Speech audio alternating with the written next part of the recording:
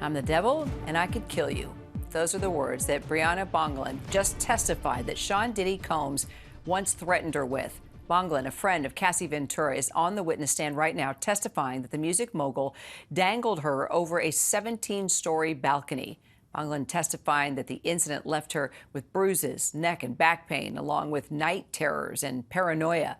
Combs has pleaded not guilty to all the charges and denies any wrongdoing. Legal contributor and trial attorney Brian Buckmeyer joins me now from outside court. All right, Brian, let's talk about her testimony here that Combs gave her and Cassie drugs as well. How could that impact her testimony?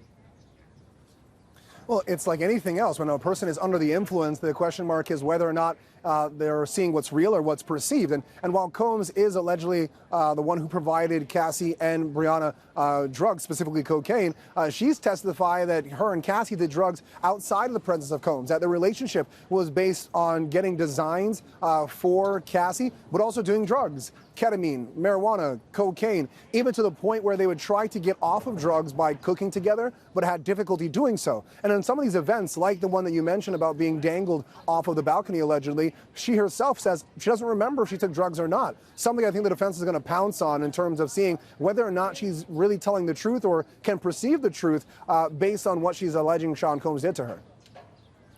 So what are prosecutors hoping Bongolan's testimony will help prove here at the end of the day? Prosecutors are hoping to add yet another witness who can testify not just to violence as to them, but violence to Cassie, that Sean Combs will use threats, violence, and the like to try to control Cassie and try to control people around him. The fuel, if you will, towards a criminal enterprise that he is alleged to use force, fraud, and coercion to traffic individuals, including Cassie, and we're expecting this upcoming witness, Jane, as well. All right, Brian, the jury could soon begin hearing testimony from a third victim as well. What are you looking for there?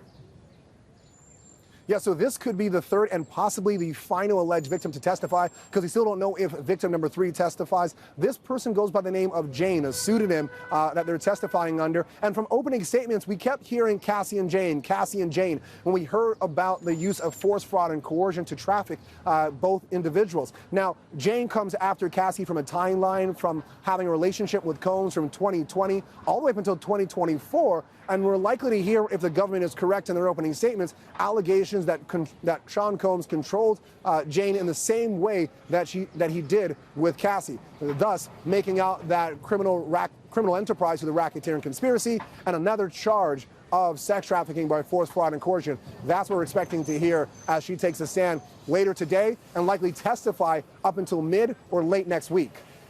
All right, Brian, we'll keep checking in with you. Brian Buckmeyer, thank you. And you can catch our daily show on the trial, Burden of Proof, the case against Diddy. It airs nightly at 5:30 Eastern right here on ABC News Live. Also, Brian's got a podcast, Bad Rap, the case against Diddy. You can get your daily updates there.